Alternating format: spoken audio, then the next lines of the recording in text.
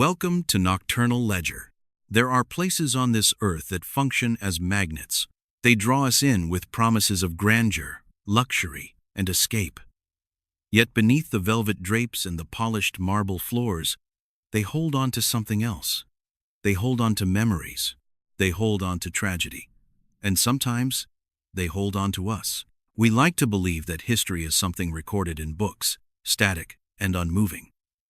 But there are locations where history refuses to die, where the past bleeds seamlessly into the present. Tonight, we turn our gaze toward the Canadian Rockies, to a structure that rises from the evergreen forests like a stone monolith, a fortress of opulence that has stood for over a century. This is the story of the Fairmont Banff Springs Hotel, the castle in the Rockies, and the permanent residents who have checked in, but never truly checked out. This is a true story documented in historical records, eyewitness testimonies, and the chilling lore of Alberta, Canada. To understand the haunting, one must first understand the isolation. When you stand at the base of the Banff Springs Hotel, you are small. The mountains surrounding the Bow Valley are ancient, jagged teeth of granite that scrape the sky, imposing a silence that feels heavy, almost judgmental. In 1888, when the Canadian Pacific Railway sought to bring tourism to this rugged wilderness, they didn't just build a hotel. They attempted to conquer the landscape. William Cornelius Van Horn, the visionary behind the project, declared that since they could not export the scenery, they would import the tourists. And they did. They built a structure of wood, which tragically burned, and then they rebuilt it in stone and concrete. A massive Scottish baronial castle, designed to withstand the harsh winters and the passage of time. But stone absorbs more than just heat and cold. In the world of paranormal investigation, there is a concept known as the stone tape theory. It suggests that minerals, particularly quartz and limestone materials abundant in the construction of the Banff Springs, can record high emotional events like a videotape. If this theory holds weight, then the Banff Springs Hotel is a library of trauma, joy, and sudden, violent death. The most famous of these recordings, the one that has been witnessed by hundreds of guests and staff members over the decades, concerns a young woman whose happiest day turned into a nightmare of flames and broken bone. The legend of the Ghost Bride is not merely a campfire tale. It is a narrative woven into the very fabric of the hotel's history, dating back to the late 1920s or early 1930s. Picture the scene. It was a wedding day. The hotel was bustling with the elite, the air thick with cigar smoke and the scent of expensive perfume.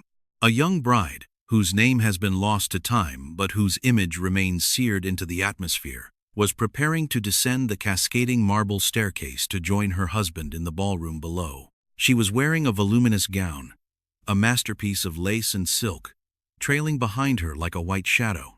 The staircase was lined with candles, their flickering flames casting long, dancing shadows against the limestone walls. Eyewitness accounts and oral histories diverge on the exact catalyst, but the tragic result remains consistent. Some say a sudden draft from an open window caught the heavy fabric of her veil. Others claim she moved too close to a sconce. In an instant, the lace caught fire. Panic is a primal force. It overrides reason. In her terror to escape the flames climbing up her dress, she stumbled. Her heel caught on the hem of the burning gown. She pitched forward, falling violently down the marble stairs, her neck snapping upon impact at the bottom. She died instantly, a broken heap of white silk and charred lace, the music of the ballroom likely still playing just a few yards away, unaware that the celebration had ended in death. She never left. For nearly a century, guests have reported chilling encounters on that specific staircase.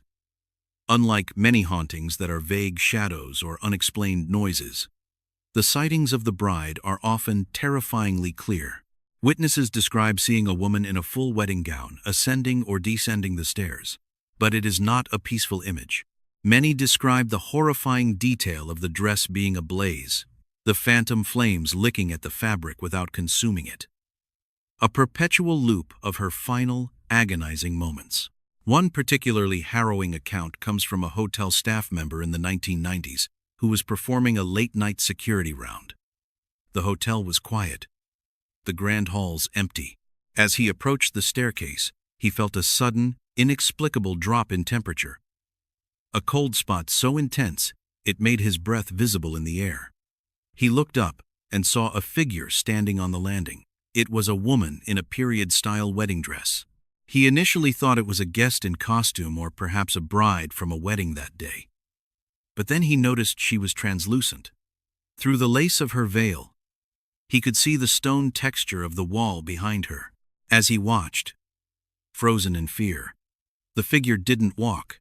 She drifted, her feet not touching the ground, before dissipating into a mist that smelled faintly of burning fabric and old roses. Other guests have reported seeing her in the Cascade Ballroom. They describe a lonely figure dancing by herself in the center of the floor when the room is empty. The music they hear is not coming from the hotel speakers, but seems to emanate from the walls themselves, a faint, tinny waltz from a bygone era. When approached, she stops dancing, turns to face the intruder with a sorrowful expression, and vanishes. While the bride represents the tragic and the melancholic, there is another presence in the Banff Springs Hotel that defies the typical archetype of the vengeful or sorrowful spirit. This entity is active, interactive, and disturbingly helpful. His name is Sam Macaulay, and unlike the anonymous bride, Sam was a real man, a flesh-and-blood employee who worked at the hotel as a bellman until the 1970s. Sam was a fixture of the hotel, a Scotsman with a thick accent and a dedication to service that was legendary. He loved the Banff Springs. He loved the guests. He told colleagues that he loved the place so much, he planned to come back and work there even after he died. It was a joke he made often, a light-hearted comment over a pint or during a break. But after his passing in 1975, the joke became a reality. The sightings of Sam the Bellman are among the most distinct and corroborated in the annals of Canadian paranormal history. Guests who have no knowledge of the hotel's lore, who have never heard the name Sam Macaulay, frequently report the same phenomenon. It usually happens on the 9th floor, or when guests are locked out of their rooms. Imagine you are a guest. It is late, perhaps 2 in the morning. You have stepped out of your room to get ice or investigate a noise, and the heavy door clicks shut behind you. You realize you have forgotten your key. The hallway is long, dimly lit, and silent. You feel a rising sense of foolishness and anxiety. Suddenly, you see an older bellman walking toward you. He is wearing a uniform that looks slightly dated, a 1960s-style tunic that hasn't been in circulation for decades. He has white hair and a warm, grandfatherly demeanor. He approaches you before you can even ask for help. "Locked out, are we?" he might say, his voice carrying a distinct Scottish lilt. He pulls a set of keys from his pocket, unlocks your door for you, and ushers you inside. Relieved, you turn to your nightstand to grab a few dollars for a tip. You turn back to the door to hand it to him, but the doorway is empty. The hallway is empty. There is no sound of retreating footsteps, no elevator ding. He is simply gone. This scenario has played out dozens of times. In one documented instance, 2 elderly women called the front desk to praise the bellman who had helped them with their luggage. They described him perfectly: the white hair, the plaid jacket, the accent. The front desk clerk felt a chill run down her spine. There was no bellman on duty who matched that description. Furthermore, the uniform they described had not been worn by staff for over 20 years. When the women were shown a collection of historical staff photos, they both pointed, without hesitation, to a picture of Sam Macaulay. The blood drained from their faces when they were told that the man who had carried their bags had been dead for nearly 2 decades. Sam represents a benign haunting, a residual energy of dedication. But not all rooms in the Banff Springs are so welcoming. There is a darkness in the hotel, a specific location that the management has tried to erase from existence. If you walk the hallways of the 8th floor, you might notice a discrepancy in the numbering. You will see room 871 and room 875. But where room 873 should be, there is only a blank expanse of wall. The story of room 873 is the most controversial and frightening aspect of the hotel's lore. It is the story of a family murder-suicide. The details are gruesome. The legend states that a man, his wife, and their young daughter checked into room 873 for a holiday. In the dead of night, something snapped in the father's mind. Whether it was a psychotic break, a possession, or a premeditated act of evil, the result was a bloodbath. He murdered his wife and child before taking his own life. Following the investigation and the removal of the bodies, the hotel staff attempted to clean the room. They scrubbed the floors, replaced the carpets, and repainted the walls. They tried to move on, to put the room back into rotation for paying guests. But the room refused to be cleansed.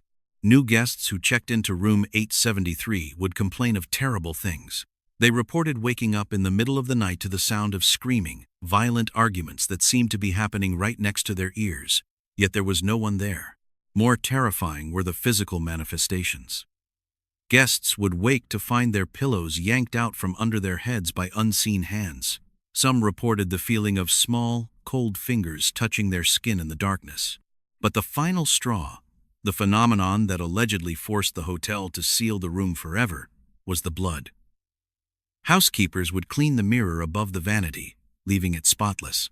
Minutes later, a bloody handprint the size of a small child's hand would reappear on the glass. No matter how many times it was cleaned, the handprint returned. It was an indelible stain, a mark of the violence that had saturated the space. Eventually, the complaints became too frequent, the terror too palpable. The hotel management, unable to exorcise the energy from the room, decided to physically remove it from the floor plan. They stripped the room, bricked up the doorway, and plastered over the entrance. To the casual observer walking the 8th floor today, the wall looks normal, perhaps just a bit longer than the others. But those who know, those who are sensitive to the electromagnetic fluctuations of the spirit world, report a heaviness in that hallway. Guests in the adjacent rooms, 871 and 875, still report hearing knocking coming from behind the wall, knocking from a room that supposedly no longer exists. The skepticism surrounding these events is natural. The Banff Springs Hotel is a business, a world-class resort. They do not advertise their ghosts. For years, the official stance was to downplay these stories to avoid frightening away tourists. Skeptics argue that the sounds of the hotel, the settling of the foundation, the wind howling through the peaks and valleys of the roof, can explain the auditory hallucinations. They suggest that the altitude, which is over 4,500 feet, can cause lightheadedness, vivid dreams, and paranoia in those not acclaimed to the thin air. They argue that the power of suggestion, fueled by internet rumors, creates a psychological primer where guests expect to see ghosts, and therefore, they do. However, these explanations fail to account for the specificity and the consistency of the reports. Why do witnesses separated by decades describe the exact same wedding dress? Why do guests who have never met identify the same dead bellman from a photograph? Why do the reports from the 8th floor always center on the sounds of a child crying, even when there are no children on that floor? There is a psychological weight to a building of this magnitude. It is a place of transit, a temporary home for millions of souls over the last century. Every person who walks through those revolving doors leaves a trace of energy. Most of it is fleeting, washing away with the next cleaning cycle. But some energy is heavy. Trauma is heavy. Joy, when cut short by tragedy, is heavy. Consider the architecture itself. The hotel is a labyrinth of stone, twisting corridors, and hidden alcoves. It was designed to be imposing. In the early days, the isolation was absolute. During the winter, the hotel was cut off from the world by feet of snow. In that silence, in that white void, the mind turns inward. The Shining effect, the idea of cabin fever and the malignancy of a location, is a trope for a reason. It is based on the reality that isolation breeds distinct psychological states. The Banff Springs Hotel, in its early years, was a vessel of isolation. There are other, lesser-known entities that populate the darker corners of the hotel. There is the Headless Piper, a musician who allegedly died in a bizarre accident and is now seen wandering the grounds, his bagpipes soundless, but his presence unmistakable. There is the phantom bartender who tells guests they have had enough to drink before vanishing into the back room. But let us return to the most chilling aspect of the hauntings: the interaction. The ghosts of Banff are not merely recordings playing on a loop. They seem aware. Sam the Bellman interacts with the physical world. He unlocks doors. He moves luggage. The bride acknowledges the living. She stops dancing when watched. This suggests something far more complex than the stone tape theory. It suggests an intelligent haunting. It implies that the consciousness of these individuals has remained, tethered to the limestone and the granite, trapped in a permanent state of service or sorrow. One of the most disturbing accounts concerning the ghost bride occurred in the late 1980s. A photographer was setting up for a shoot on the famous staircase. He was alone, adjusting his lighting equipment. He had set up a slow shutter speed to capture the ambient light of the chandelier. When he developed the film later, he found something that defied explanation. In one of the frames, descending the stairs, was a streak of light that formed the distinct shape of a woman. But it wasn't just a blur. The light seemed to have structure, a torso, a flowing skirt. The photographer swore there was no one on the stairs when he took the shot. The image became a piece of folklore in itself, a tangible piece of evidence that something walks those stairs when the living are asleep. The hotel today embraces its history, albeit cautiously. They offer ghost tours, acknowledging the legends that have made the castle famous. But talk to the staff, the housekeepers who work the night shift, the security guards who patrol the empty ballrooms at 3 a.m., and the tone changes. They don't view these stories as marketing tools. They view them as a reality of their workplace. They have rules. They don't whistle in the hallways at night. They don't linger in the vicinity of room 873. They respect the residents who do not pay rent. The terror of the Banff Springs Hotel lies not in jump scares or demons, but in the sadness of it all. It is a beautiful prison. The bride, forever falling, forever burning, never reaching her husband. The family in room 873, locked in a perpetual cycle of violence behind a brick wall. Even Sam, the helpful bellman, is a tragic figure. A man who cannot let go of his duty, who cannot rest because he believes he is still on the clock. When you walk the halls of the Banff Springs, you are walking through layers of time. You are breathing the same air as the Victorian aristocrats, the soldiers of the Second World War who used the hotel as a base, and the spirits who refused to leave. The cold draft you feel might be the wind coming off the glacier, or it might be the bride rushing past you, her dress aflame. The knock on your door might be room service, or it might be Sam, checking to see if you need help with your bags. The line between the living and the dead is not a solid wall. It is a veil, thin and semi-permeable. And in places like the Banff Springs, where the stone is old and the history is deep, that veil is tattered. So, the next time you find yourself in the Canadian Rockies, looking up at the majestic peaks and the castle that sits among them, remember that you are looking at a ledger, a nocturnal ledger of souls. It is a place where the check-in time is recorded, but the checkout time is left blank. The beauty of the mountains is undeniable, but the silence is watching you. And if you find yourself walking down a long, empty corridor on the 8th floor, and you see a blank stretch of wall where a door should be, do not stop. Do not put your ear to the wall. Do not ask who is there, because the answer might be the sound of a child crying, or the scratch of a fingernail against the other side of the plaster, trying to get out. This has been a file from the Nocturnal Ledger. Sleep well, if you can.